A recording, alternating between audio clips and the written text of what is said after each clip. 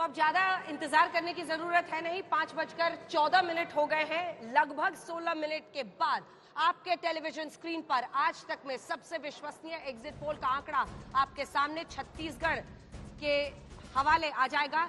ये पिछले 5 चुनाव में हम मध्य प्रदेश का ट्रैकर आपको दिखा रहे हैं, जिसमें आप 2003 से लेकर जितने जो पिछले के चुनाव हुए हैं वो आप देख रहे हैं। बीजेपी के नंबर्स ऊपर हैं और उसके बाद से कांग्रेस का आप ट्रैकर देख रहे हैं। बीजेपी मामूली गिरावट, फिर बढ़त, एक तरह का एक स्टेडी मोशन उसमें दिखता है। और फिर आप कांग्रेस पार्टी का देखते हैं कि वो कहां पर पहुंच रहे हैं। 2023 के आंकड़े के लिए करना होगा आपको अभी थोड़ा सा इंतजार। वैसे तो सही आंकड़े 3 दिसंबर को आएंगे, लेकिन उससे पहले एग्जिट पोल के आंकड़े क्या कह रहे हैं कुछ ही देर में हम आपको बताना शुरू करेंगे। सुरेंद्र राजपूत जी, आपके पास आते हुए, अब तो एग्जिट पोल के आंकड़े कुछ देर में आने ही वाले हैं और आप लोग दम भर रहे हैं कि कम से कम 4 राज्यों में आपकी सरकार बन रही है, लेकिन ये आंकड़े क्या कहते हैं? ये पिटारा तो गुप्ता जी के ही ब्रीफकेस में बंद है।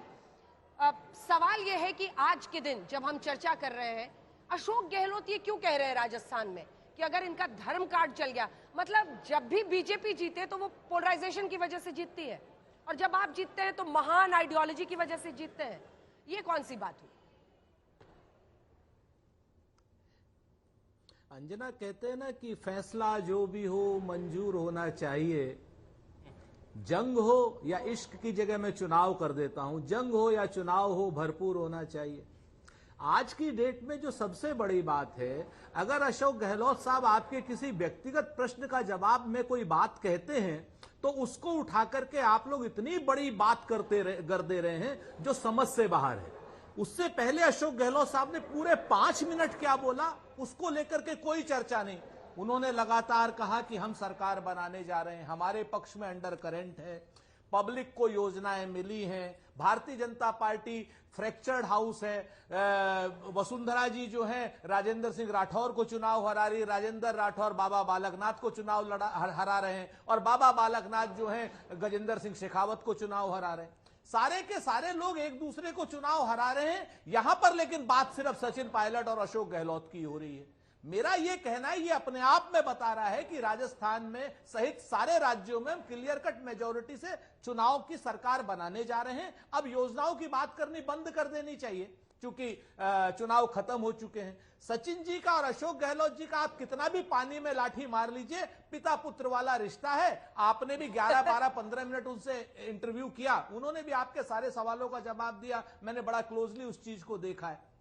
तो मैं ये आपसे कहना चाह रहा हूं कि आने वाला समय निश्चित तौर पर लोकतंत्र को विजयी बना रहा है, कांग्रेस को विजयी बना रहा है। तेलंगाना में हम बड़ी विजय की ओर बढ़ रहे हैं। मध्य प्रदेश में आप लोग कुछ कह लीजिए, हम लोग 140 पार करेंगे, इस चीज को आप लिख लीजिए। और मैं आपको बताऊं, छत्तीसगढ़ क्या लिखना है, क्या लिखना है? क्यों पड़े हो चक्कर में कोई नहीं। राजपूत जी, अच्छा क्या लिखना है सर? एमपी कितना लिखना है? बताइए एमपी कितना लिखना है? छत्तीसगढ़ में क्यों पड़े हो चक्कर में, कोई नहीं है टक्कर में। हाँ, मध्य प्रदेश में 140 प्लस, 140 प्लस, और कांग्रेस। राजस्थान में सरकार बनेगी, अशोक गहलोत साहब के नेतृत्व कांग्रेस की सरकार बनेगी। तेलंगाना हम लोग 60 से ज्यादा सीटें जीत रहे हैं। चलिए, ये आपकी तरफ से जी, और 3 तारीख को मैं और आप जरूर बात करेंगे। प्रदीप जी कह रहे हैं ये राजपूत जी का एग्जिट पोल है। पता है, चुनावी पार्टियों के जो नेता होते हैं, उनको एग्जिट पोल में बस बोलना रहता है, उनको कौन कल पकड़ेगा? उनको मैं भी अगर पूछूंगी, काउंटर पूछ के जो भी रिजल्ट आता है, उसके बाद अगर किसी स्टेट में अलग रिजल्ट हो पूछूंगी तो वो बोलेंगे हम तो सहर्ष स्वीकार करते हैं जनता की बातों को।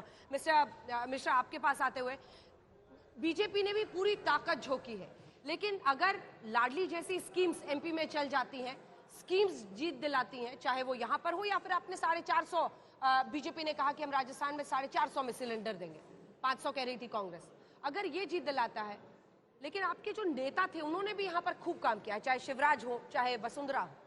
देखिए, आप लाडली योजना को अगर आप देखें तो 29 सीट ऐसी थी जहां पे महिलाओं की मतलब संख्या वोटर्स के मामले में पुरुषों से ज्यादा थी। और सबसे इंपॉर्टेंट बात यह है अंजना जी की 34 सीटों पर मतदान महिलाओं का पुरुषों से अधिक रहा है, जो ये स्पष्ट रूप से दिखाता है कि कहीं ना कहीं उस योजना का एक बहुत बड़ा लाभार्थी ग्रुप तैयार हुआ है। इसमें कोई दो राय नहीं। पहली बात। दूसरी बात, पहली बार मध्य प्रदेश में हम ये देख पा रहे हैं कि महिलाओं ने खुलकर मतलब वोटिंग की है। हालांकि अगर आप 2018 के चुनाव की बात करें तो वहां पर भारतीय जनता पार्टी के, मुझे जहां तक याद आ रहा है, 14 या 15 जो मंत्री थे वो रहते हुए चुनाव हारे थे। लेकिन इस बार की स्थिति बिल्कुल उसके विपरीत है। कहीं पर से भी किसी भी तरीके से मध्य प्रदेश में किसी भी प्रकार के तुष्टीकरण की राजनीति नहीं दिखती है। हाँ, ये बात सही है कि भारतीय जनता पार्टी का जो घोषणा पत्र होता है, भारतीय जनता पार्टी का जो काम करने का तरीका होता है, वो संकल्प होता है। यही भारतीय जनता पार्टी को कांग्रेस और अन्य पार्टियों से अलग करता है ये बात। तो इसका मध्य प्रदेश में साफ साफ हम जो है देख पा रहे हैं।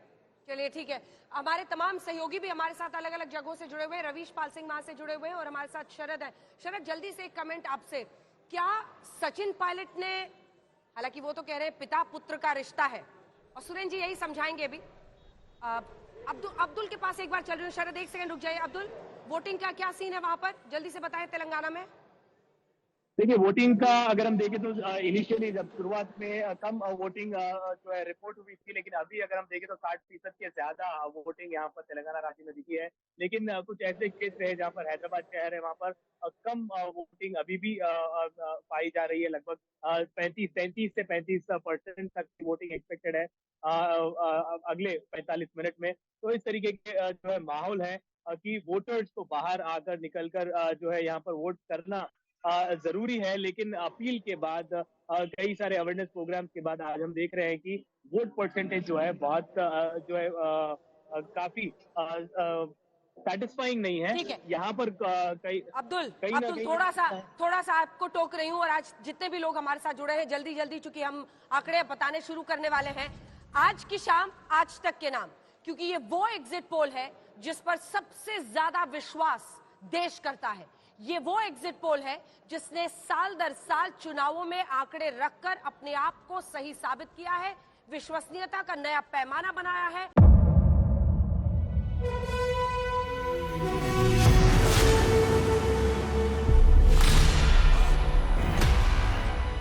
मुद्दों का मैदान, जिम्मेदारी नहीं, तर्कों पर घमासान। क्या बताना चाहते हैं इस देश को? किससे किसकी ठनी, किसने दी किसे पटखनी, क्या सच है जिसको छिपाने की कोशिश। खबरों की दुनिया का सबसे बड़ा अखाड़ा दंगल, देखे मेरे यानी चित्रा त्रिपाठी के साथ रोज शाम 5 बजे सिर्फ आज तक पर। ना पक्ष ना विपक्ष, ना लेफ्ट ना राइट, ना मिर्च ना मसाला, खबरों का बोलबाला, निडर निर्भीक सबसे सटीक स्पेशल रिपोर्ट सिर्फ आज तक पर। एयर रेड के ये सायरन समय समय पर आपको सुनाई देते। शौर्य की, भारत और चीन के बीच साहस की, सभी बाढ़ग्रस्त इलाकों का हवाई सर्वेक्षण किया, सरोकार की, गाजीपुर में किसान से बातचीत, संघर्ष की, कश्मीर को आगे बढ़ना होगा, संयम की, भावनाएं भड़की या दंगे भड़काए गए, सवालों की, जनता के लिए, जनता के द्वारा, जनता की दस्तक। श्वेता सिंह के साथ सिर्फ आज तक पर।